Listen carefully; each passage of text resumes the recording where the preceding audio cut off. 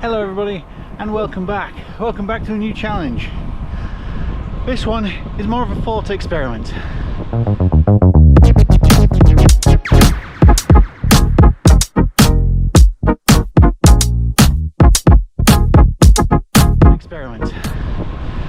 So I haven't been on a bike for months, and in those months I've been still watching videos, but a lot of content has come up which is kind of troubling me.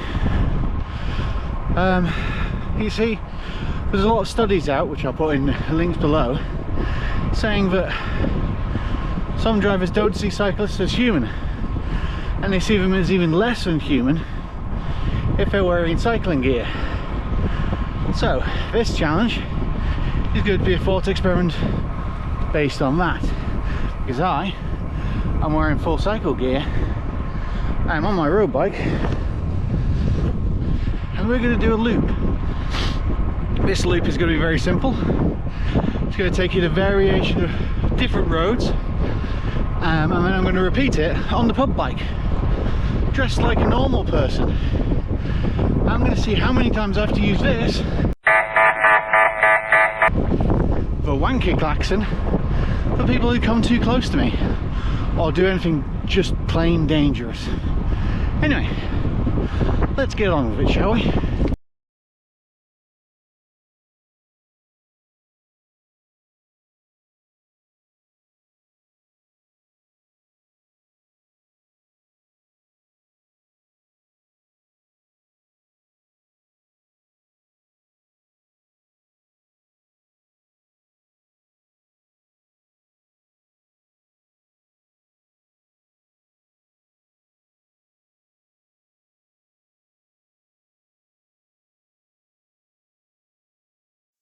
Yes, I'm back, it's voiceover Rob, and we're going to start off with a section of 30 limit. During this ride there is going to be 30 limits, 20 limits and 40 limits. Now, that's for posted speed limit. I have speeded up all this footage to over 2 times. As soon as I do that, somebody sets off a klaxon. Now, as I said, I've speeded this up over 2 times because if you hadn't, it would have been, we'd be both been here for a long time. Now, as I said, there's 30s, 20s and 40s in this. There are, what, like this section here, what I would class as a fast 30, where nobody pays attention to the speed limit, and there are fast 40s. There are people who will give you space like he did, and there are people who will set off the klaxon. Now, I need to highlight what I class as a close pass. And that's very simple. Highway code says you have to have 1.2 meters between you and the cyclist you're overtaking. A cyclist can be around a meter from the curb in order to stay safe and not hit potholes. So that comes up to 2.2 meters, which is roughly the width of a car. So as a very rough guide, if you're going to overtake a cyclist, you should really be on the opposite side of the road. So any drivers who come past you who are on your side of the road, that one's a marginal one, that was, I won't set off a klaxon for him. Anyway, so yeah, anybody who's on your side of the road or has wheels inside the dotted white lines on our side of the road is technically close passing. Now, throughout this video, there are going to be people who really close pass, and there are people who are going to close pass. And there are going to be some kind individuals who will genuinely give us space. There are people who are going to cut quite closely in front of me, and I'm going to keep up momentum. But yeah, so that's what a close pass is. Now, I'm going to state this. Doing this test in Warrington was actually pretty difficult because Warrington has quite a lot of cycle infrastructure. There's painted cycle lanes like this, which, to be honest, don't make me feel all that safe, because as you saw as that Mercedes passed us, the people are still pretty close.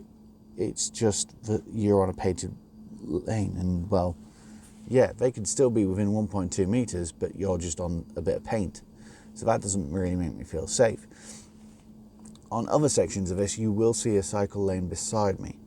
I have chosen not to be in that cycle lane because I'm doing a speed which is technically dangerous to cycle at that speed in a cycle lane. So rather than being dangerous on a cycle lane, I've used the road because quite a lot of people don't have access to cycle paths like that. So to give them a kind of margin, I thought I'd show them by being on the road.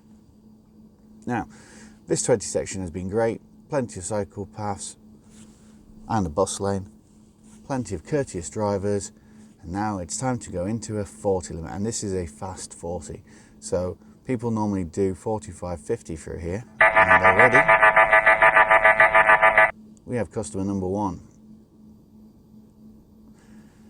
Again, you can see where my handlebars are relative to the curb. I am pretty close to that curb, so them getting that close is, so it gives us enough space. They didn't, and I'm guessing that will be somebody else. Bear with. There we go, and it's a Land Rover. Of course it's a Land Rover. It's always a Land Rover. There's something about being in a massive SUV that just makes you feel like you're absolutely invincible and the world doesn't need to care about you. And you don't need to care about the world. Anyway, where was I? Oh yeah, that was it, getting close past. See, some of those are very, very sketchy, not just because I'm going to give them the benefit of the doubt, but there was oncoming traffic as well. So a couple of seconds later, and they would have had to cut in, and it would have been a genuine close pass. But I gave them the benefit of the doubt there. I probably shouldn't have. Anyway, turning off onto a little side road here, back to 30 limits. Nice, quiet 30s, where it's all safe and good, and there's houses and kids playing, and where you expect everybody to be, well, safe. And for the most part, they are. Quiet, enjoyable ride. Guy gives me lots of space. Nice. Quite like this. Van driver stops, gives me time. Again. Oh, by the way, this is at least 2 times speeded up. I'm not cycling along at this pace. I really wish I could cycle along at this pace. Jesus. Yeah, he was a bit close. After giving me that time coming out of the junction, he decides to go quite close. Anyway, as you can hear, the wanker klaxon keeps on going off. I'm riding on the actual painted line on this road because, well, it's actually a quicker way to ride. It's something I found over years of cycling. But anyway, you can hear the wanker klaxon, you can see the wanker klaxon, so what I'm going to do is I'm going to introduce some music and we can all sit back and I'll come back to you at the end of this video. See you later. Bye.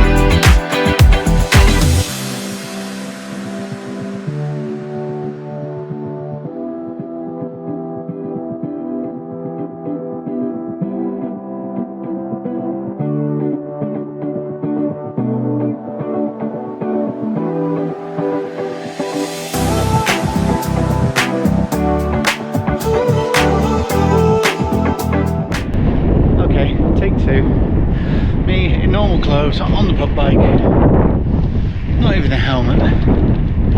Let's see what a difference this makes.